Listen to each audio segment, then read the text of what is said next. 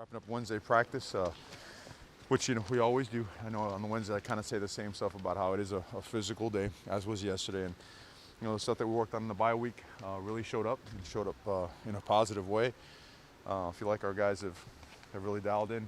They're focusing on the processes, on our preparation, as opposed to really anything else. So, looking forward to continuing this preparation throughout the next couple days. As it relates to Saturday. So. Questions? It sounds like you guys used the bye week to get more healthy. We did. I thought we were pretty healthy going in. I thought the nicks and stuff that we had were going to be relatively quickly healed, and they did. So, but we did spare a little bit of the thumping on the guys that had a high volume of reps, and had a lot of playing time for a lot of other guys. So I think guys like Sione, I tell you another guy that's really stood out in practice is Andrew Faliu, the younger one. I always tell his older brother, younger brothers are always better, much better looking and all that stuff. So that gets Austin pretty upset. But, he showed up as well. But guys like that, guys like Stephen Jones, they got plenty of reps. But, obviously now in game week, our guys have gotten the majority of the reps like we always do. But it's been a regular Tuesday and Wednesday in terms of the regimen, the structure, the rep count, and everything else that goes with it. Intensity is obviously high. Competitive stuff going on out there is great. 2-minute drill at the end was excellent. It was excellent, and keep the process going. Is the vibe any different this week, Coach, than it is in other weeks, knowing that it's more of a rivalry than other opponents you've had this season? Well, I think what's happened as the weeks go by, the vibe has gotten better and better. The intensity keeps getting better because I think our guys, our coaches, our program is understanding that you have to continue to elevate the levels of the way you compete, of the way you practice. I think we really understand that you're going to play relative to how you practice. There's not going to be a separation there. You can't kind of head fake your way through practice, expect to be successful on Saturday.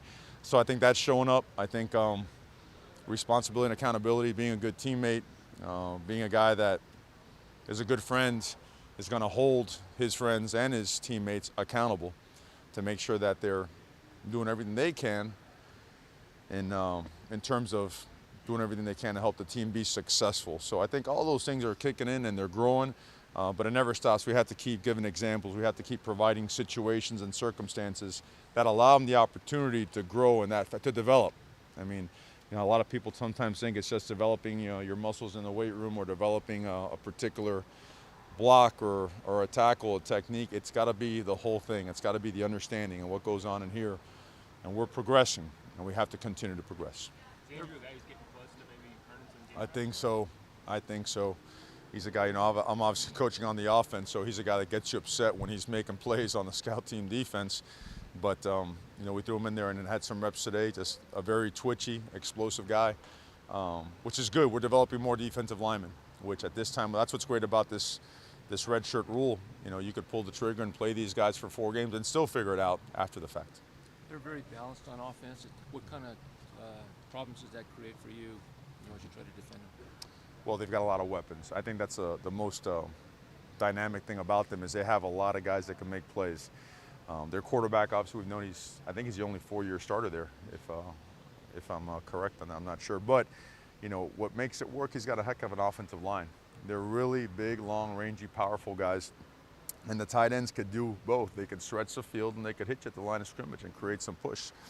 The receivers, which I know that people talked about that being a question at the beginning of the year, they're explosive guys. They showed it last week. Did a great job on the 50-50 balls, went up and got them. They know how to fight for the ball. They get you in a lot of situations where they protect with 7 guys so that you're running and chasing these deep crossing routes and these long shots. Sometimes underthrown fades, sometimes just try to rub you deep and try to get the safety to bite. But the running back Askins, he's just a special guy. He's a special guy. He's in our opinion, he's one of the best running backs in the country. I mean, he not only does he make you miss, he makes you miss subtly where he could put a foot in the ground and still get some more yards and get vertical. He's very patient, and then when he hits it, so he could outrun you, he could run by you.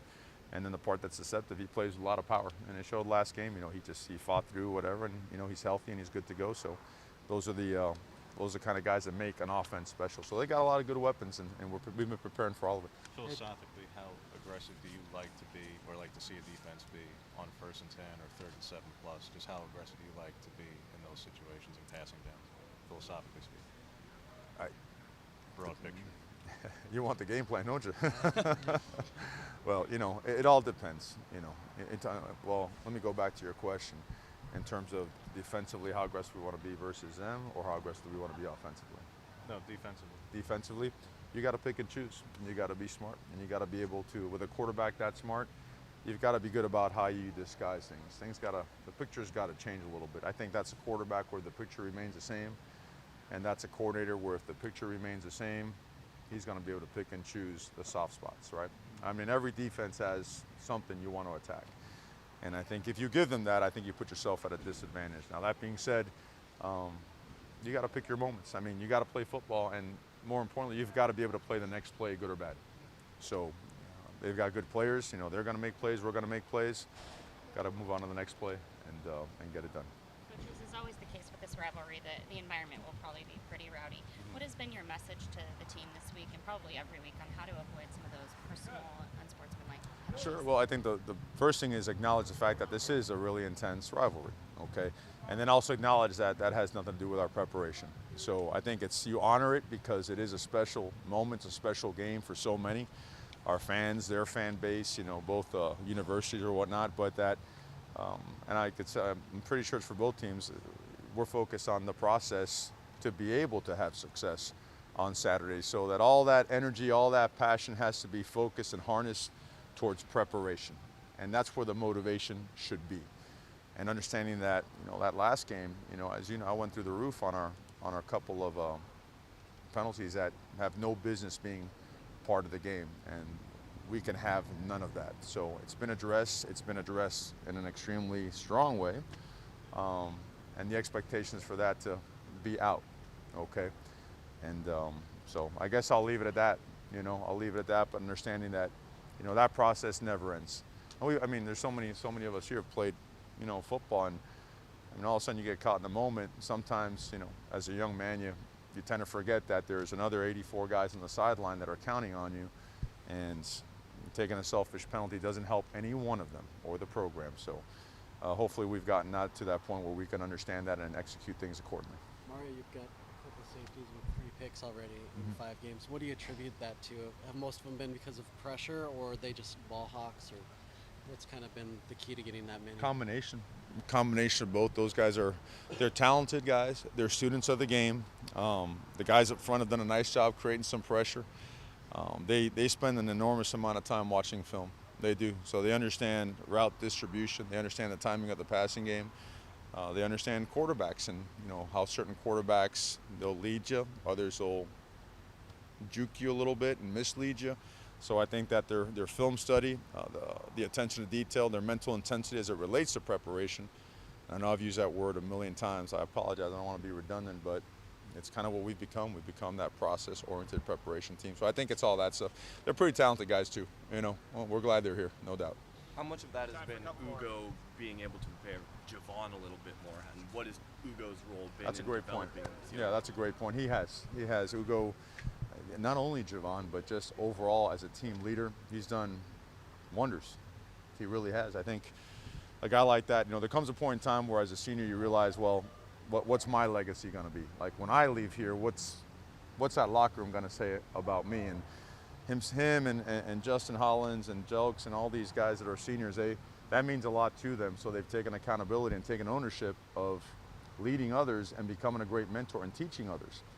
Knowing that, man, this guy, for us to be a successful team, I've got to get these young bucks ready to play. He's done that with him, and he's taught him a lot. In the combination of him, Coach Hayward has done a great job with him as well. So, no, a lot of credit to Ugo.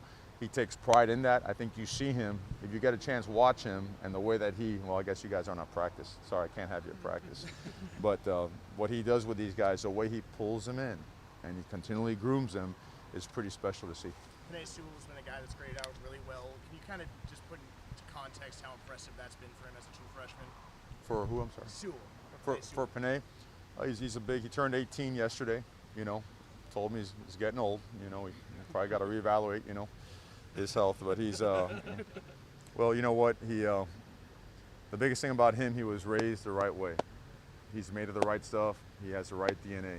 He's an ultra competitor. And at 6'6" and 350 pounds, he uses all of it on every single play. He expends himself.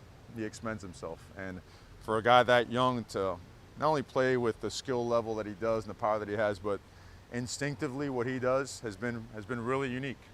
Has been really unique. I've been fortunate to be around some really, really good ones, you know, young and old. And I mean, hard to find one that's been able to do what he's done at such a young age. Coach, what are rivalry games like when you were a player?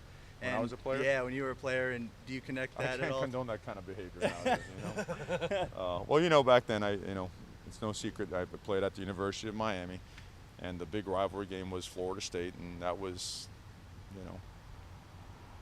that was hot. That was intense. So, as a player, how do I keep this? Those are games that any player, every player, you always circle on your calendar because it means that much to you. It's probably why you went to a certain university. So, and if your coaches are doing the right thing, they're teaching you that, whatever you circle, whatever you set as a goal without a plan or preparation is nothing but a wish. So, all around here, we don't just kind of sit back and hope and wish. We make sure we still pull it back towards preparation. So, I know that's not the great answer to your question, but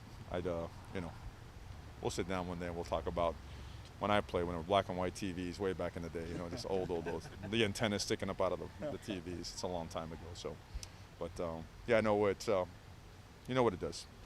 We just got to always make sure our players make it passion and not emotion. All right, passion is pure fuel. That's never ending. Your tank is never going to run out of passion. Emotion, that's short-lived fuel.